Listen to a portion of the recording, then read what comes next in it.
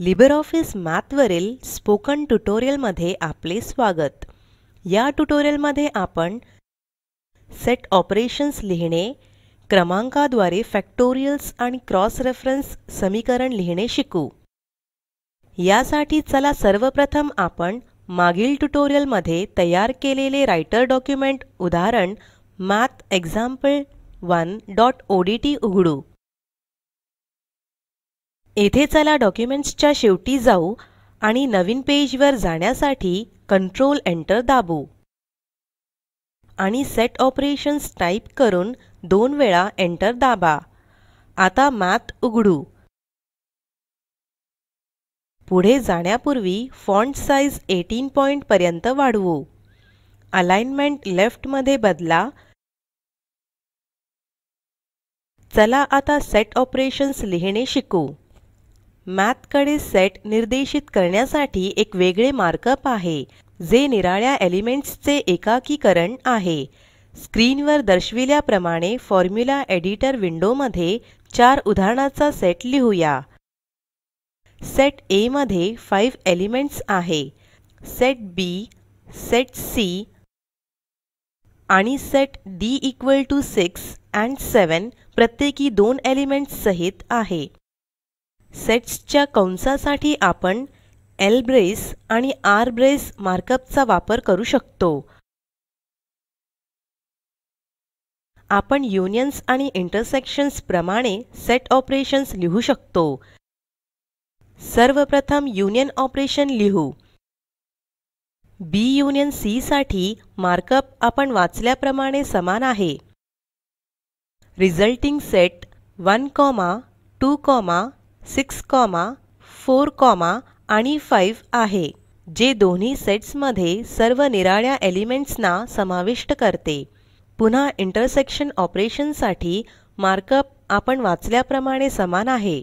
Intersection दोन्ही sets मधून केवळ समान एलिमेंट्स समाविष्ट करते. B इंटरसेक्शन D चा निष्कर्ष 6 आहे. आणि आपण असेही लिहू शकतो सेट C सेट A चा सबसेट आहे. C मधील सर्व एलिमेंट्स सेट A मध्ये आहेत.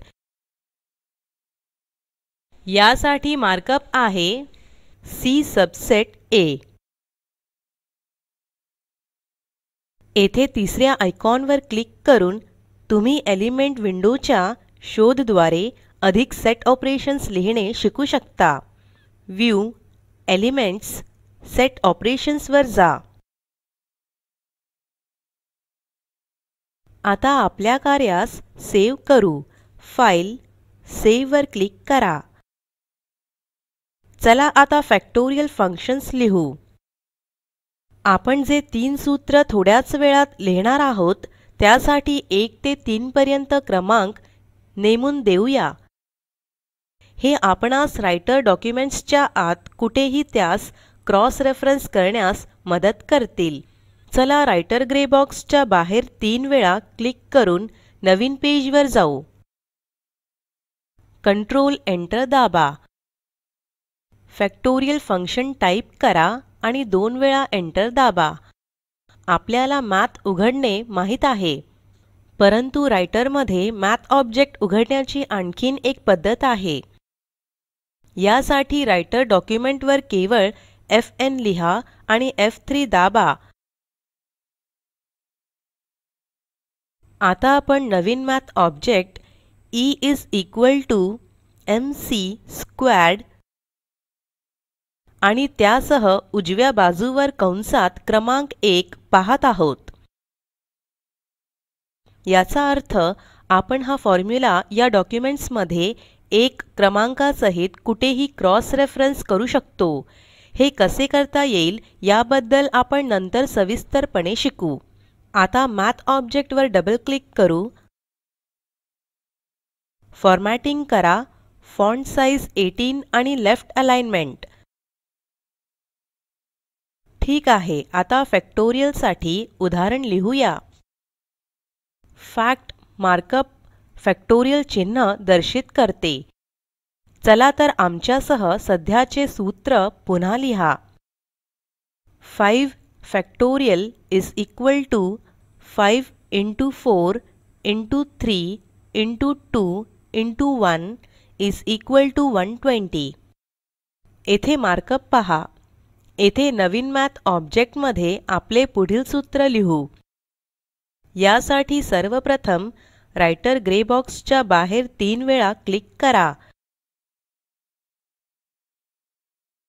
या पेजच्या शेवटी जाण्यासाठी डाउन एरो की 2 किंवा 3 वेळा दाबा. दुसरा मॅथ ऑब्जेक्ट उघडण्यासाठी FN टाइप करा आणि F3 दाबा. पुन्हा आपण फॉर्मॅटिंगची पुनरावृत्ती करू.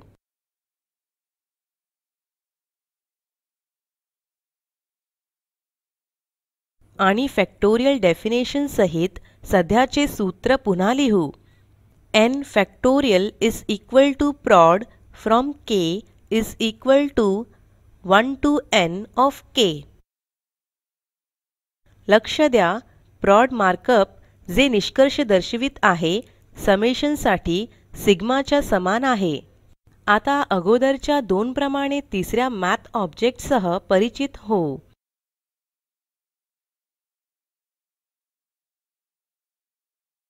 आणि स्क्रीनवर दर्शविलेल्या 2 कंडिशनल सूत्राप्रमाणे फॅक्टोरियल डेफिनेशन पुन्हा लिहू.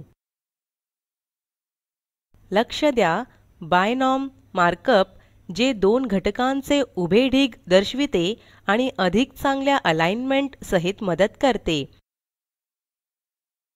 आता आपण पाहू की या सूत्रास आपण क्रॉस रेफरन्स कसे करू शकतो. यासाठी नवीन पेजवर जाऊ आणि an example of factorial is provided here type करा. आता इन्सर्ट मेन्यू आणि क्रॉस रेफरन्स वर क्लिक करा. नवीन पॉपअप मध्ये टाइप सूची मधून टेक्स्ट निवडा. नंतर सिलेक्शन सूची मधील पहिला आयटम जे आपण लिहिलेले पहिले सूत्र दर्शवित आहे त्यास निवडा. आता इन्सर्ट रेफरन्स टूल सूची मधून रेफरन्स निवडा आणि एकदा इन्सर्ट आणि क्लोज वर क्लिक करा. कंसात असलेला क्रमांक 1 आपल्या टेक्स्टच्या पुढे दिसेल. आपण हे केले आहे. या क्रमांकावर क्लिक करून यास टेस्ट करू. आणि लक्ष द्या की आपण लिहिलेल्या पहिल्या सूत्राच्या स्थानावर कर्सर आलेला आहे. तर अशा प्रकारे आपण राइटर डॉक्युमेंट्सच्या आत कुठेही सूत्र क्रॉस रेफरन्स करू शकतो. आता आपल्या कार्यास सेव्ह करू. येथे मॅथ संदर्भित काही लिंक्स आहेत. libreoffice.org डॉक्युमेंटेशन लिंक वरून डाउनलोड करा. तुम्ही मॅथ वरील अधिक माहितीसाठी खालील वेबसाईटला भेट देऊ शकता. आणि शेवटी तुमच्यासाठी येथे असाइनमेंट आहे. राइटर डॉक्युमेंटचा वापर करा. या ट्युटोरियल मधील उदाहरणाचा सेट वापरून A union in brackets B union C is equal to in brackets A union B union C तपासा. A माइनस B चा निष्कर्ष लिहा. आणि राइटर डॉक्युमेंट मध्ये दुसऱ्या आणि तिसऱ्या फॅक्टोरियल सूत्रास क्रॉस रेफरन्स करा. हे ट्युटोरियल येथे संपत आहे.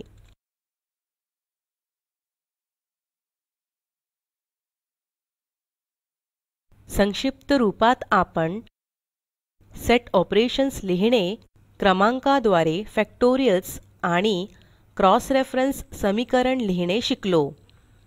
स्पोकन ट्युटोरियल प्रोजेक्ट हे टॉक टू टीचर या प्रोजेक्टचा भाग आहे. यासाठी अर्थसहाय्य the national mission on education through ICT MHRD government of India यांच्याकडून मिळालेले आहे. हा प्रोजेक्ट contact@spoken-tutorial.org द्वारे समन्वित आहे.